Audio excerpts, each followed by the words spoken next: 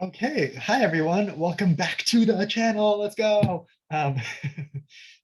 This is the third video, I think, on this channel.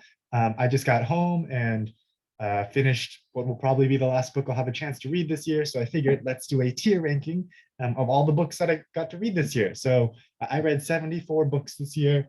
There are quite a few patterns. There are a lot of sci-fi, a lot of fantasy, a fair number of classics, which was mostly for school. And there's a lot of stuff that I didn't get to include on this list because I didn't read it in its entirety. So a lot of the things that I read for school, I didn't read the entirety of. For example, History of the Peloponnesian War was one of my favorite things that I read this year, but I only read about 200 or pages or so of it out of 400 or 600, however long my edition was. And so I only included in here things that were like bound books. Which actually let some short pieces in, like some 20-page essays, which I ordered thinking they were books, and they came and they were essays, but they were bound as books, so I just included them here. And it excluded some things that I read lots of but didn't read the entirety of. For example, the Metamorphoses, I read a lot of, but not the entire thing. So that's not on here. A lot of the things that I read for school aren't on here, but some of them are. So sci-fi, classics, fantasy, got a lot of those. Classics like Greek and Roman classics, not literary classics.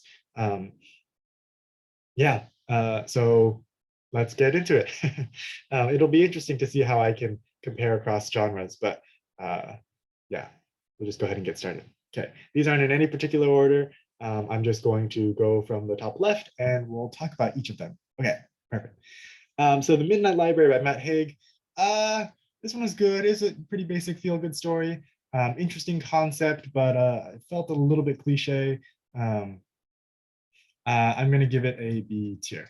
Okay, Song of Achilles. I didn't like it in the beginning, but I definitely warmed up to it, and it was very interesting because this year I read the Song of Achilles and then I read the Iliad, and it was interesting to see which parts of the narrative, which part of the Iliad's narrative the Song of Achilles focused on, because obviously the Iliad is kind of the original story.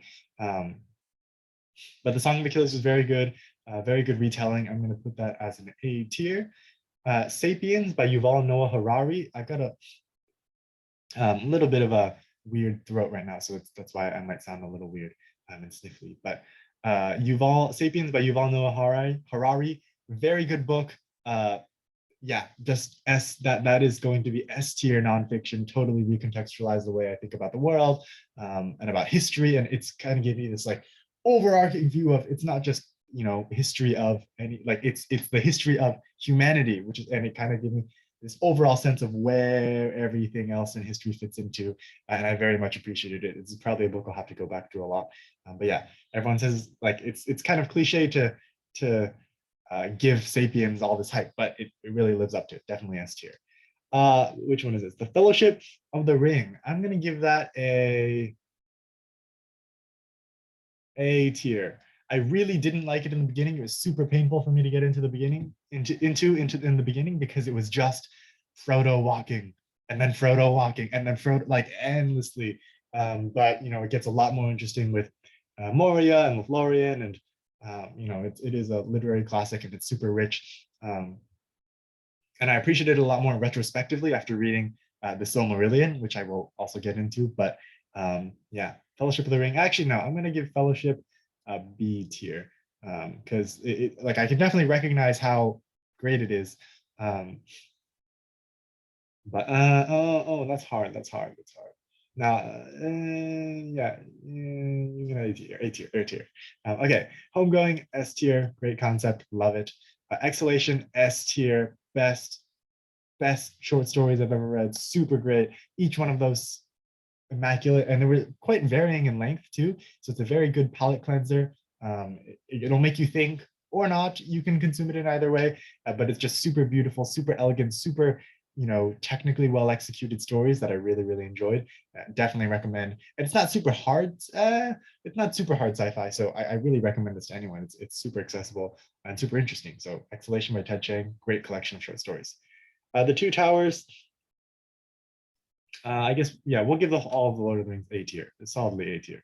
1984 is going to be C tier for me. Again, it's tough. Like maybe I should put the Midnight Library in C tier, but I'm just going to go off of personal enjoyment. And like 1984, I recognized the literary merit of 1984, but and the extreme cultural influence it's had, but I just didn't enjoy it.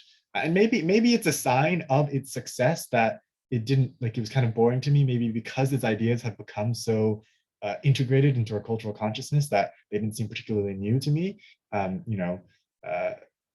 Maybe the questions about totalitarianism and surveillance and the accountability of government that it asks are so normal to us because it's had such an impact on our dialogue that they didn't seem surprising to read about. But overall, just not super into it. We Should All Be Feminists. Great essay. Again, that's like 30 pages long or something. But I thought it was a book. It wasn't. But it was a good essay. Again, this one, similar thing. It was a TED Talk in 2012, I think. So it's definitely, it's a testament to the success of the movement that it's a part of, that its ideas don't seem particularly new or revolutionary to me. But I think it was a very strong and succinct articulation of them, and I enjoyed reading it. Invisible Life of Addie LaRue, also going to give that an A tier. You know what? I'm going to put Lord of the Rings in B tier. Invisible Life of Addie LaRue. The beginning was difficult for me. It's kind of a dark book, but I've talked to people with very different impressions of it. My high school literature teacher thought it was.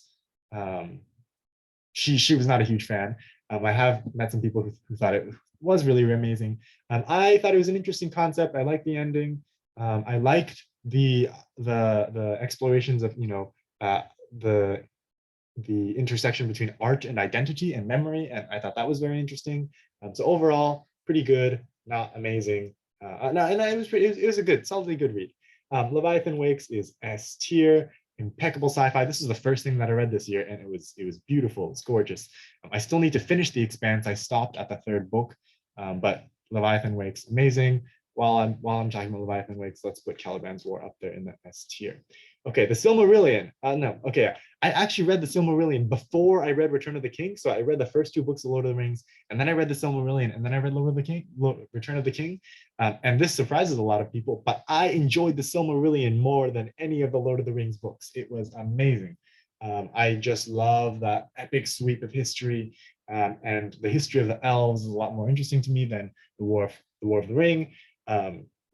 Love learning about Feanor and his sons and their oaths, and all the different groups of elves, and just super great. Love the in addition some of the those big tales. You've got Beren and Luthien and the Fall of Gondolin, all these great tales. Love it. Silmarillion, love that history. It's going up there. Okay, Return of the King. Again, I'm going to put all the Lord of the Rings right here in the B tier. How do I move this? There we go. Project Hail Mary is S tier sci-fi, excellent sci-fi. Everything I liked about The Martian was in here.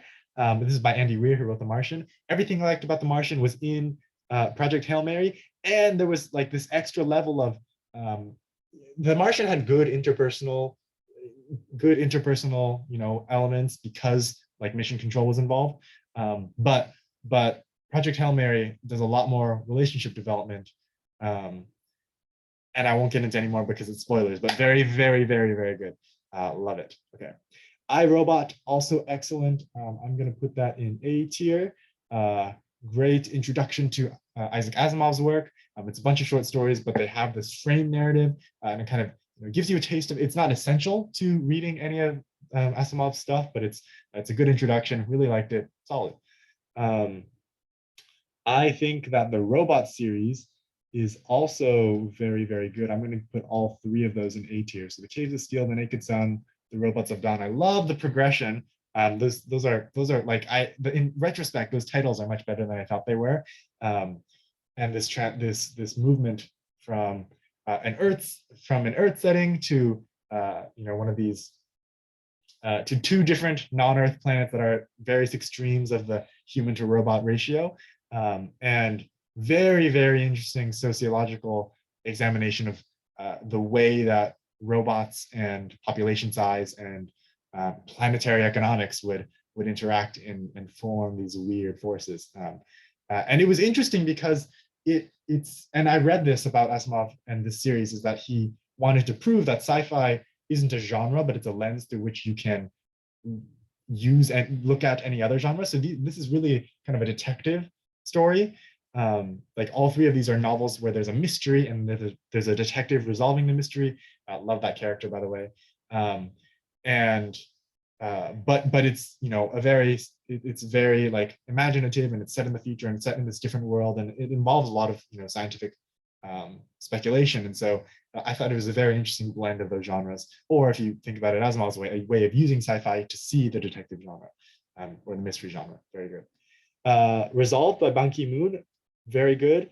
I did Model United Nations in high school, so this is very, very interesting to me. Kind of a survey of a lot of the different kinds of issues and places in the world that the UN works on, and a very interesting look into what is, I think, accurately described as the world's most difficult job, being the Secretary General of the UN. And it actually, you know, it's difficult to be optimistic when you're tuned into global news, but I think it makes a strong case for optimism, and I thought it was a very inspiring book.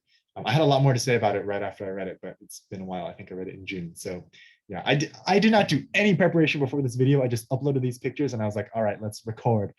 So yeah, there's that. Okay.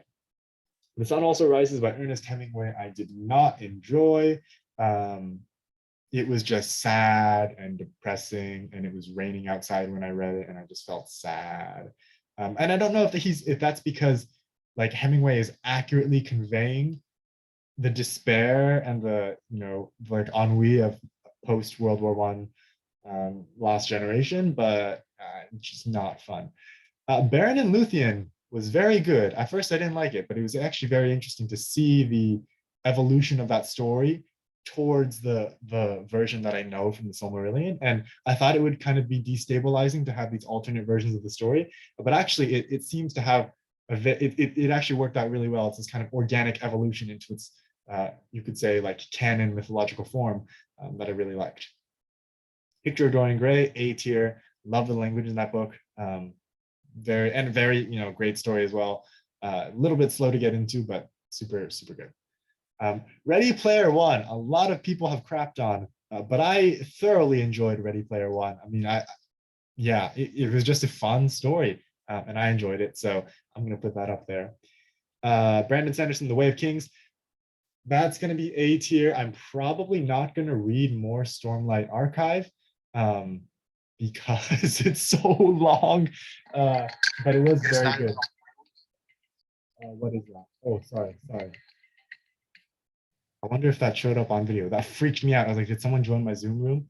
But that was this site that I'm using to make the tier list playing an ad. Oops. Okay. If I zoom out, do I get ads? Oh, yes, I do. Okay. Next up, we have Exit West. Oh, yeah, sorry. The Way of Kings. Very good, and I could see Stormlight Archive being very good, but I just, I'm not going to dip my feet into that. Exit West. Although I read The Way of Kings, I read The Way of Kings in like 2 days, and it's like, I don't know, 1,000, 2,000 pages long. It was very long, but yeah. Exit West is gonna be C tier. A little bit. I mean, it wasn't a bad story. It just didn't impress me very much. Yeah. Axiom's End, that's gonna be B tier. It was a good story that I did enjoy, although I didn't like the ending. Just felt a little dissatisfying. But Axiom's End, pretty good. Yeah. Ender's Game is going to be S tier. That's a classic, and I'm glad I read it this year. I read a lot of like not just like classics, as in from classical civilization, like Greek and Roman, and not just literary classics, but I also read a lot of like genre classics, like classics of sci-fi and classics of fantasy, and that was very intentional. I wanted to kind of read, you know, the giants of the genres before I went to college, because I had this picture of, you know, being in college and not being able to engage in the nerd canon because I hadn't read it, but that was definitely not an issue. But I was very happy to have read most of these, and they're classics for good reasons. So Ender's Game, definitely great. I do need to read Speaker for the Dead, which I've had recommended to me by a friend. So I own Speaker of the Dead now. I just need to read it. Border Crime was the first audiobook I've ever listened to, and I think it was the perfect one because It's Trevor Noah's memoir, and it's read by Trevor Noah, which I really like. I like when audiobooks, I say this having listened to one audiobook, but I like when audiobooks are read by the author of the book, because then any additional meaning that's added by the reading, is part of the author's intention, and not, a creative choice done by a narrator. Not to say that narrators can't add value to audiobooks, they definitely do. But I thought it was very, very interesting because Trevor Noah is a great storyteller, great dramatic timing. He does great impressions and accents as well. So he really brought this reading to life, and it's a very anecdotal, episodic way of telling a story, which is because it's a memoir. But it was especially structured in that kind of episodic way, which made it easier to follow, I think. So I very much liked Born a Crime. I'm going to make that A tier. This tier list is going to be like staggered towards the top end of the tier because I tend to read books that I think I'm going to enjoy, because I don't like reading books. I don't like reading is a significant investment of your time and energy. Don't read things that you don't think you're going to enjoy. And I've gotten pretty good at telling what I'm going to enjoy and what I'm not. So that's why there's a lot on that upper end of the spectrum. Okay, Transgender History by Susan Stryker, very, very good. That's a part of my US history education. I was severely that was inadequate. So I was glad to have a chance to supplement it. Learned a lot about transgender history, and also, just about kind of the dynamics of community and resistance and oppression, and kind of forming an identity around this new issue. Very, very not new issue, but about this increasingly this issue that's getting increasing attention, and it was a very good read. Yeah, enjoyed it. Humans of New York. So again, this is not a traditional book, but I thought it was interesting. I'm going to give it a solid B tier. Yeah, it was good stuff. There was one there was a one quote from the man who said, "I had a disagreement with Zeus 3,000 years ago about the Trojan War. He hasn't left me alone since," or something like that. That was very funny to read while I was reading the Iliad. So thank you to the friend who lent me that book. I very much enjoyed it. And yeah, again, so there are going to be books that aren't super long or books that aren't, traditional books, but I read a lot of books that were definitely books, but I didn't read the whole thing, so they're not on here. So it kind of all balances out. This is probably about an accurate representation of the number of books I read. The Medium is the Massage by Marshall McLuhan, I think is the author. Very weird, very interesting. Also going to give that a B tier. I feel like I didn't dig into it close enough to really grasp all the nuance of the meaning that was portrayed there, but that was just because I was too lazy to. The Parable of the Sower is possibly the most terrifying book I've ever read. Not because it's horror or anything, but because it's dystopia that is too realistic. It was written in the 1980s, I think, and it's set in the 2020s. And it's basically, this is not a spoiler, it's the basic premise of the book. It's like the premise of the book is the United States becoming a failed state, essentially, because of climate change and extreme economic inequality, which, yeah. So that was, it was very emotionally difficult it's not an easy read emotionally. It was very emotionally difficult to get through the first time, but on reread, it was so good. I just noticed so much, and it was so rich in symbolism and in meaning that really the reread really elevated this book for me. So I'm going to put that up in S tier.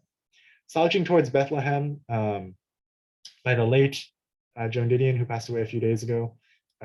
I personally didn't enjoy it a ton, but I definitely see kind of the weight of her style and the force of her narrative. And I'm not sure if I'll read more Joan Didion. I think I want to read Play It As It Lays, I think is the title of one of her other major works. But yeah, classic work by an author who sadly passed away a few days ago. The Iliad is S tier. So much better than the Odyssey, which I read in high school and which I read again this year for college, but so good. And it treated it is a war epic, but it treated war really honestly, I think. And it's just such, when I read it for the first time, I was just reading it as the Iliad. But as you go on, like through a classics curriculum, which I kind of did in the fall, you see the extent of its influence on everything else. From the Odyssey to Greek tragedy, well, from the Odyssey, obviously, because it's the prior narrative, but on Greek tragedy and on like the Aeneid, which is basically a recreation of the Odyssey and the Iliad. It's not like, that's not a reductive interpretation of the Aeneid. That's just like a major thing the Aeneid does. But yeah, it's super good. Love it. I feel like I'm not really thinking about the descriptions I'm giving. I'm just kind of talking. Maybe I should slow down and try to give more specific things instead of just saying everything was awesome or I didn't enjoy it that much. But see, I'm trying to make this shorter than the other ones because last time I uploaded a video that said 30 books in 30 minutes and it was an hour long. So I'm trying to be more speedy this time. American Dirt. Ooh, that's a tough one because I enjoyed it when I read it. And then afterwards I read stuff about, like, did the author have the right to tell this story? And, is she an accurate or faithful representative of this community, right? So it just kind of left a weird taste in my mouth reading that stuff about it afterwards, but I did enjoy it when I read it. Although I've heard it described as, actually, I probably can't use that phrase. Well, this is a public, I've heard it described as, just like commodifying trauma, which but we'll put that on B tier. The Anthropocene Reviewed, sorry, is going to be B tier. I love John Green. I loved both. If I had read Hank Green's books this year, they would be S tier. I loved The Carls. I loved An Absolutely Remarkable Thing and A Beautifully Foolish Endeavor. I love John Green's work as well. I love Vlogbrothers. I love Dear Hank and John. I love all of their stuff. I love Nerfiteria. The Anthropocene Review, reading it, I think just wasn't a super great experience for me, mostly because a lot of these stories I'd already heard as podcasts because I listened to the podcast, which this book is based on podcast. But it is a very good, very thoughtful book. Great, kind of exemplar of the essay and the personal essay. So definitely recommend it. But yeah, A Farewell to Arms was so dreadfully difficult to get through. I'm going to give it I feel like I can't consign it to the lowest tier because it's not like it obviously has great literary merit. I'm not just like putting things up here for literary merit's sake. Like I can tell that, this is a very rich narrative. There's a lot going on, but it's just, no, I'm going to give it D tier. I did not, like, it was a struggle to get through A Farewell to Arms, even though there were a few beautiful and moving moments. Like, yeah. The Odyssey is going to be, let's put American Dirt on C tier. The Odyssey is, let's put Slashing Towards Bethlehem on C tier. The Odyssey is going to be B tier. I didn't enjoy it the first time I read it. I didn't enjoy it this time. Although, yeah, when you go into it and when you like think about it a lot, it becomes more interesting. But I just, something about me it's a very, like, there's a lot going on in the Odyssey, and I don't know why I have such a visceral dislike for it, but I just do. So B tier it is. See, like this is not a book. This is it just happened to be bound in a book format. So I included it because that was the criterion I came up with, and that's what I'm using. But this collection of 5 dialogues by Plato is S tier. Plato is a great writer. Those dialogues, I loved all of those dialogues, except for the end of the Phaedo where he's talking about like this weird mythological system. But very, very interesting stuff. Kind of a great introduction to Plato, to philosophy, to some of the central questions of philosophy, and to the philosophic method. So loved it. Very good.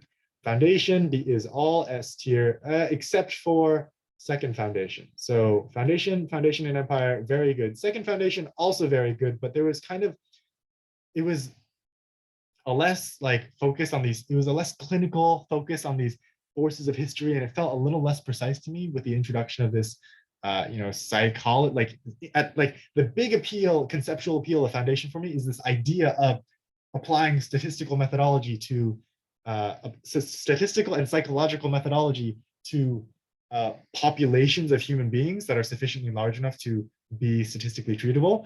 And when you go back down to the individual level and work with individual psychologies, it becomes a little less scientifically grounded, I feel like. Not that there's real science behind the psychohistory, but it feels a little less quantitatively grounded and a little less precise. So I'm gonna put that on A tier, but it was still very good. The series overall, it gave great closure to the series as well. But yeah, I just love, like, I love the concept of psychohistory, which is the driving premise of these books. Um, I'm definitely not doing a good job of explaining these books to people who haven't read them before. But yeah, sorry, I'm not going to start over and explain everything. These are, yeah, sorry. If you know, are a person who knows me and you want to read about these, like you want to know more about these books, like ask me about any individual one and I'll happily explain it. But what I love about Foundation is not just, I mean, I love the concept of psychohistory and these forces that are moving things toward a, you know, a calculatable end, which became very, very relevant when I read Polybius for school this semester. And that's not on here because I definitely didn't read all of Polybius, but that was very interesting to make that connection. But I also just love this image of like the Foundation's control slowly moving across this vast, now dark because it's not interconnected by communication galaxy, and it's like, whoa, awesome, epic. And it wasn't very long either. Like I'd heard it was this epic, it gave you this epic feeling, and so I expected it to be super long, like Lord of the Rings or like A Song of Ice and Fire, but it was pretty concise. So I appreciated that too.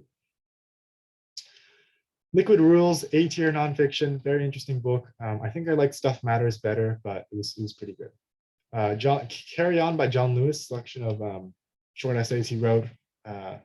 John Lewis passed away last year, and this was given to me as a gift by a friend. It was a very good book, very moving. You know, put into words a lot of well, it was a series of eloquently expressed sentiments by someone who had, you know, a lot of personal involvement in the civil rights movement, and it was very inspiring to read. The Charisma Myth. This is the only self-help book I read this year. I don't generally read self-help, but this was very interesting, even just from like scientific perspective. Just like it was reconceptualizing charisma through this perspective of, you know, it's a series of learned behaviors that happen to work well, and it was very interesting to kind of deconstruct those. And I mean, I think it's probably genuinely useful too, but for me, it was interesting as an intellectual exercise just to read, you know, kind of a scientific treatment of charisma and charismatic behaviors. This book was recommended to me by a friend, Stephen King's 11/22/63 about the Kennedy assassination and time travel. So long. It was, I mean, it was a good, like, there was nothing bad about this story, but it was so long and for not much payoff, I think.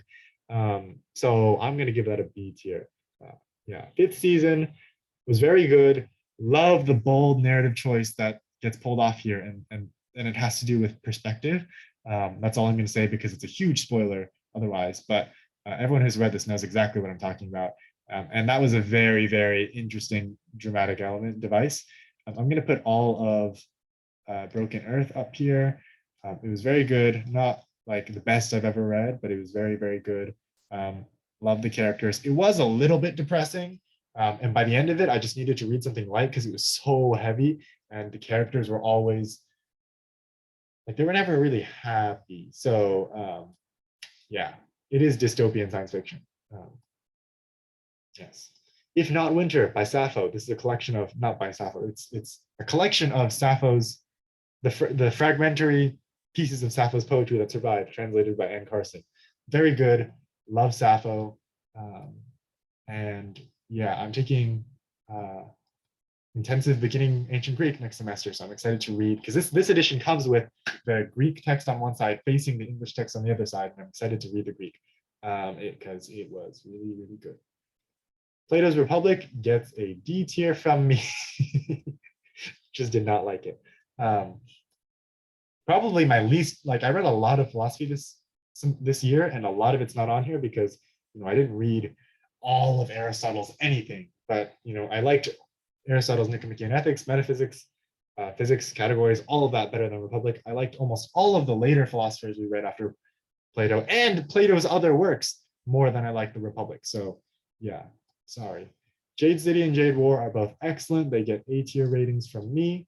I haven't read Jade Legacy, but it's on my Kindle, and I'm about to read it soon, probably. This is kind of like it's on the cusp of modernity. It's sci-fi, fantasy, like gang mafia style, but it's set in this, Asian-inspired environment. Uh, Very interesting. Like there are, warriors who use knives and stuff, right? And fight melee style, and there are also guns. So very interesting. Good read. Almond. This is originally written in Korean. I read it after a recommendation by a friend. It was a very good story that I very much liked. Very good character work. Very interesting concept about this character whose his amygdala, I think, is improperly developed, or not improperly developed, but developed in a different way from most people, and so it leaves him a little less emotionally engaged with the world. And that was very interesting for me to read, especially as relates to certain aspects of my life. So that was a very good read. Of Mice and Men, again, like this is this is a short story really, or a novella, but like averaged out against something like A Promised Land, which is 700 pages long. You average those two out. I read 300-page books, right? Not that length is going to be significant. Like read whatever you like. There's no threshold of length or page count that makes a book a real book. But again, yeah. Of Mice and Men, good story, really sad, classic. I'm going to give that a B tier. The Oresteia is S tier. Wait, let's scroll up. S tier. I wrote a paper on the Oresteia that took me many, many hours. I think it was over 24 hours. So I spent, like, over the course of a week, I spent a full day, and like not a full waking day, like a full day, like getting into this. And it was just one aspect of it. It was just, I wrote a paper about blood imagery in the Oresteia, but there's so much going on in here, and the language and the Agamemnon is just so rich, and it's perfect. Loved it. The Remains of the Day is also S tier, as is Never Let Me Go. Kazuo Ishiguro is a master of the reflective character and the non-linear narrative. So these books are both told through a series of, there's a narrating character who's like narrating from a specific moment in the present, but they're recounting a lot of the memories from their life up to now, and it's just, like this thing reminds them of this thing, and they tell you this story, which reminds them of this thing. But anyway, they were talking about this thing, which reminds them of this thing, and it's kind of this web of association, but it's very, very intention. It feels spontaneous by the narrator, and it is, but it's very, very intentional on the part of the author, on the part of Ishiguro, because information gets, well, in The Remains of the Day, this applies more to Never Let Me Go.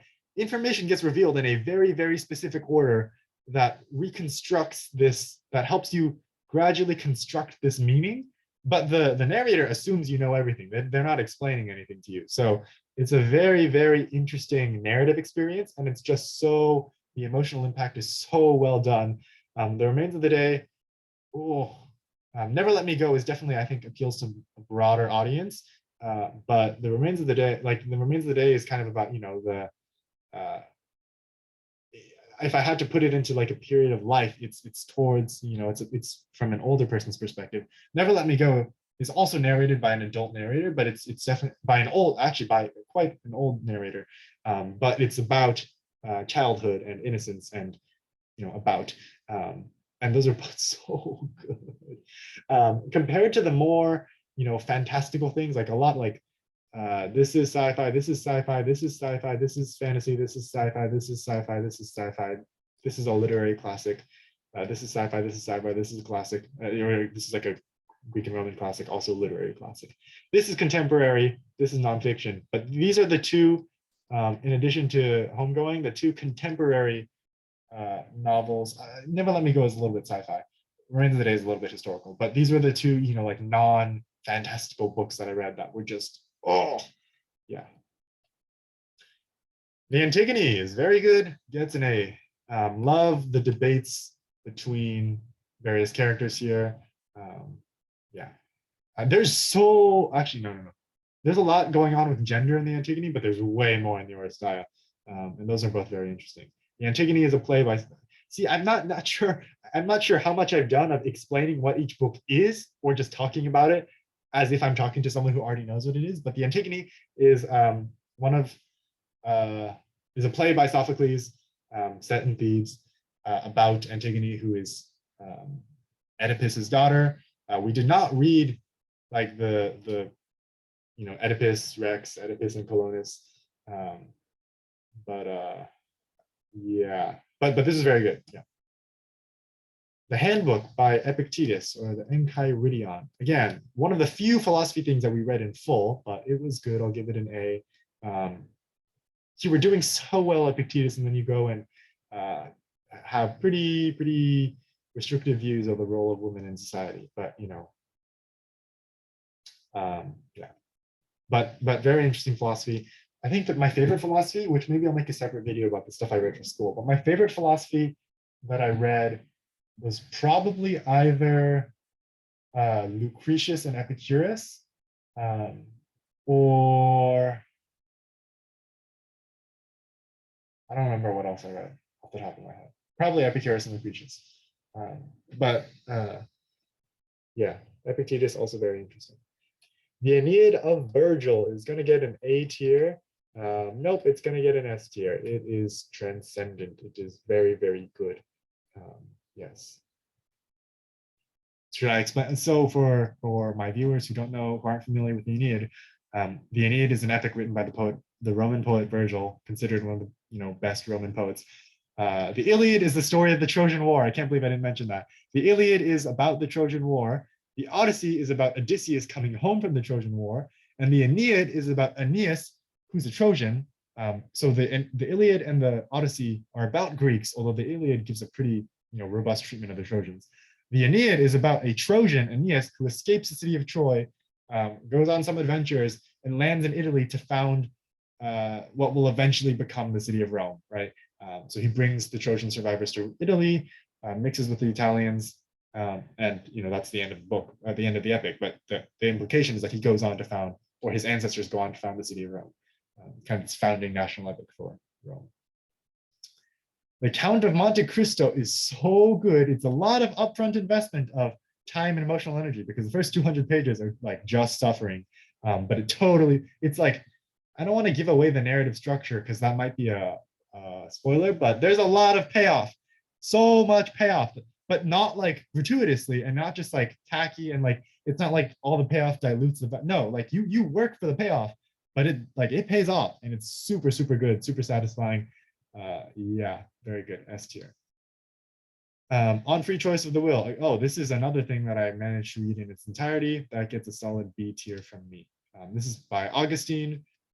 It's written in dialogue format, which is impressive, and it was a pretty good use of the dialogue format. But it's about several things, but it's about mainly about the free will defense, which is an answer to the problem of evil, the theological problem of evil, which if God is all powerful, all knowing, and all powerful and all knowing, omnipresent. If he's omnipresent, omnibenevolent, omnipotent, why is there evil, right? And the answer that theologians like Augustine offer is free will.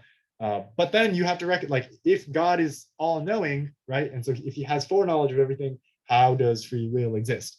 And then it's tangentially about what sin is and what the relative jurisdictions of divine and temporal law are. Very interesting read. When We Were Orphans gets a C tier for me. It was just disappointing in comparison to the rest of Ishiguro's work, and a little bit disturbing. Definitely trigger warning for sexual assault here. Yeah, I started off really liking it, and then it just took a bit of a turn that I did not like. I think it went a little bit out of the world of reflection and into the world of action, which I don't think is Ishiguro's specialty, but I've only read 3 of his books. But yeah, it's a little bit disappointing for me. A Promised Land is very, very good. That's A tier. Loved it. I read it as a physical book, so I didn't listen to Barack Obama's audiobook, which maybe was not the best decision, although I still can listen to his audiobook. It was a very long book, but it's very, very good. Dante's Inferno gets a B tier from me. Yeah, there were some very interesting things about it. I love the concept of some of the punishments, specifically. So Dante's Inferno, Wow, I really should have been explaining what each book was from the beginning, but Dante's Inferno is a poem by Dante. I'm not going to pronounce his last name. It's Italian. Alighieri, sorry, who writes a story about him being guided by Virgil through the 9 circles of hell and seeing all the different people punished there. And then he names a lot of specific people from his time being punished there. And one of the punishments that I really like is for hypocrites. They have to, they for eternity walk around wearing cloaks made of lead, but the outside is gold, which is just a really conceptually interesting, like, externalization of the hypocrisy. There's so many layers going on there. Yeah, really good. The Euripides gets an A. This is a collection that I read. So I also read Euripides Bacchae, but it wasn't in this collection. And this collection were Hecuba, Andromache, Trojan Woman, and Rhesos. So all plays about the Trojan War. And 3 of them, Hecuba, Andromache, and Trojan Woman, are about women, like Trojan women who survived the Trojan War and then what they had to go through. And I like this emphasis on the losers of war and its impacts on them. Although the Oresteia does get into that a little bit. There's a great line where the leader of the chorus in the Agamemnon says, death is like glorious, and Cassandra, who's a Trojan slave who's been captured, and a priestess of Apollo, who's this great character, prophetess that no one believes, says, "For you and your sons, like noblemen." Great line. And there's a lot going on in the Agamemnon about the men they sent away they knew, but what came back were only urns and ashes. Oh. But that's all on the Greek side. Cassandra's on the Trojan side, but the Euripides plays are all Trojan centric. So very, very good stuff. More philosophy. This is Hey Ibn Yaqzan by Ibn Tufail or Ibn Tufail. Very interesting philosophical story. Yeah, that gets a B tier from me. 1,000 Ships was disappointing. This is the premise I really liked. It's a retelling of the Trojan War, so kind of the same genre as Song of Achilles, and it's supposed to be from the perspective of all the different women who were affected by the Trojan War.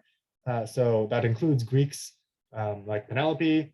It also includes lots of Trojans, including Cassandra and Hecuba and I don't think Andromache. I don't know if Andromache, like the Euripides play Andromache, gets that story told in here, but Andromache is in here. But it felt a little bit ham-fisted in its delivery of this feminist message. The letters from Penelope I just could not read because it was just her summarizing the Odyssey to Odysseus. No, I just skipped over them because it was so painfully. Yeah, that's gonna get a D tier actually, based on how disappointing it was. I mean, there's good stuff going on, but it was just too disappointing for me. The Hobbit I enjoyed. The Hobbit gets an A tier. That was better than The Lord of the Rings in terms of my enjoyment. Good story, nice concise story.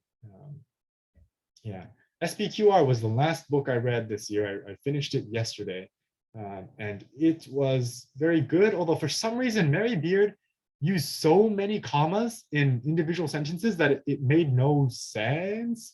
Like the sentences were understandable if you worked through them, but it just didn't make sense to me why. It felt like it was a deficiency in writing almost in this otherwise extremely well written and fascinating book that chronicles, the major conceptual outlines of the history of Rome and, good substantive content in the history of Rome and an exploration of the way in which the history of Rome is investigated by historians and what it's possible to know from archaeological and written evidence and all of that. And the contrast between, because Rome existed for so long that Roman historians wrote about Rome and they were writing about history that happened several centuries before they lived, right? So it's interesting contrasting the narratives told by Roman historians, a lot of which I read for school. I read Livy and Polybius and Plutarch and Tacitus this year for school.